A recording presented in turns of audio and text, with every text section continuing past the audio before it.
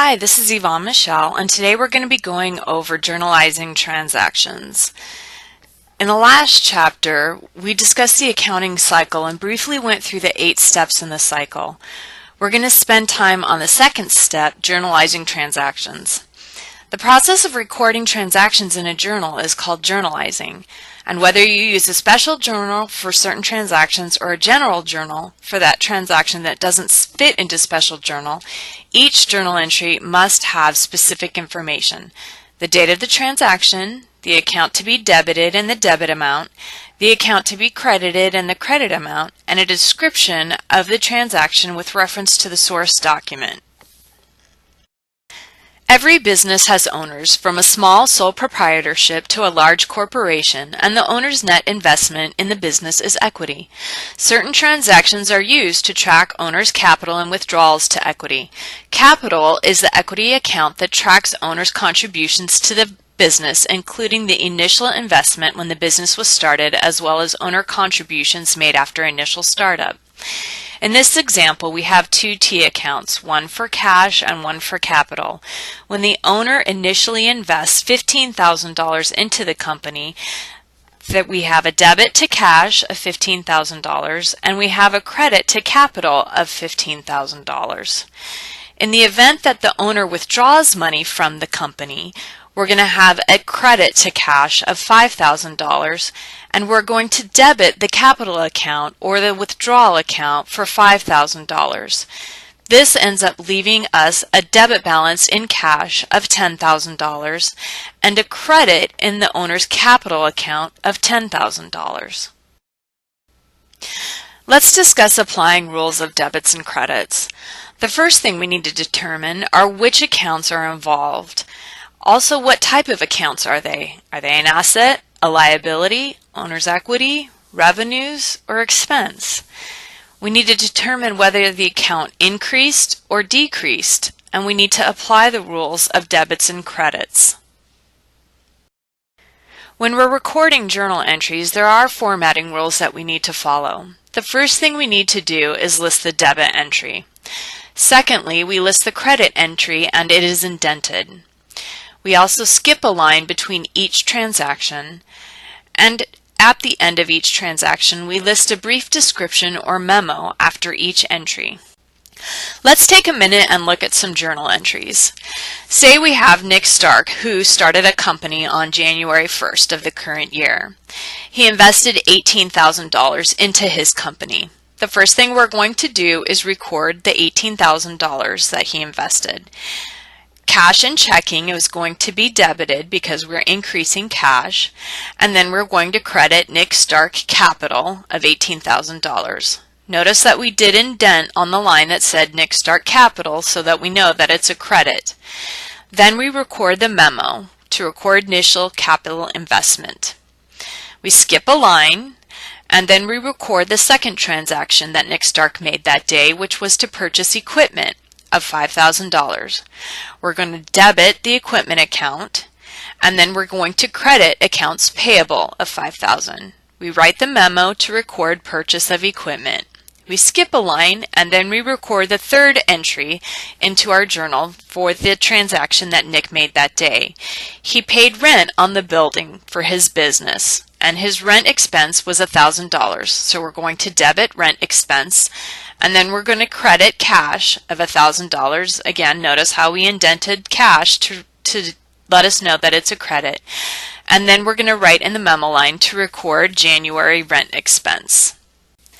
A business doesn't open its doors without planning and preparation. Much of this involved is buying equipment, supplies, store fixtures, and anything else that is needed to start earning revenue or making sales. To make a profit, you have to have sales. And so what we're talking about here is expenses, which is any money that you spend that isn't directly tied to sales. Cost of sales and inventory are going to be covered later. In a business's chart of accounts, it's normal that expenses is the biggest section. When you make a purchase with cash, the entry is simple. We're going to credit cash and debit the specific expense account. Expenses of all types are a normal debit balance, and a debit entry is an increase to the account. The reality is that most businesses don't make expense purchases with cash. Instead, they use credit extended from the company they purchase from. These are called accounts payable, the current liability account that tracks the money a company owes to vendors, contractors, and others. Let's look at 3 transactions involving making a purchase. One with cash, one on credit, and then the third will be a compound entry using cash and credit. When we have an expense, we debit it, and then we decrease the cash, which is crediting the account. When we have an accounts payable transaction, we're going to increase the expense, which is going to be a debit, and then we also increase the accounts payable, which is a credit. In the event that we have a compound entry, we're going to debit the expense, we're going to decrease the cash, so we credit our cash account, and then we increase our accounts payable, which is going to be a credit. When we have sales, there are various transactions that can occur. The customer can pay on with cash, or they want us to extend them credit, which on our end is accounts receivable. Sometimes the customer will pay partially in cash and they will want us to extend them credit, which is an accounts receivable on our end. This will entail a compound entry in which we would increase our revenue, which would be a credit, and that equals the increase in cash, which is a debit, as well as an increase in our accounts receivable, which is a debit. When we have payments on accounts payable, we're going to decrease our cash, which is a credit, and then we decrease our accounts payable, which is a debit. When we have a collection on our accounts receivable and a customer pays us, we're going to increase our cash, which is a debit, and we're going to decrease our accounts receivable, which is a credit. Let's look at one more transaction example in which we have a compound entry. Say we have Nick Stark, who purchases a vehicle for $15,000 using a $5,000 cash down payment, and the rest is a $10,000 loan from the car company. The first thing we're going to do is we're going to record fixed assets vehicles for $15,000. The reason is this is an asset. Our new vehicle is an asset. And the total purchase price was $15,000, so that's what we're going to debit in our fixed assets account. The second thing we're going to do is we're going to record the loan that we owe the car company that we purchased the vehicle from. We have a loan payable of $10,000. We're going to increase that account, so we're going to credit it because loans are a liability and the normal balance is a credit. Finally, we're going to record the cash portion of this transaction. We're going to decrease our cash account because we paid the car company a $5,000 down payment on the vehicle. We're going to credit cash $5,000. Notice the credit lines are indented. We recorded the debit entry first, and then finally we're going to record the memo, which is to record the purchase of the vehicle.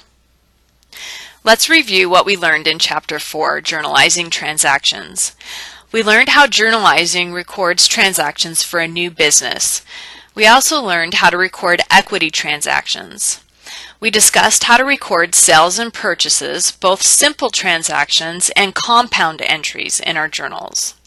We also learned the role of accounts payable and accounts receivable. We discussed how we record accounts payable when we have a purchase and we owe, and we also discussed how to record accounts receivable when a customer either makes a purchase or they pay on their account. That concludes Chapter 4, Journalizing Transactions.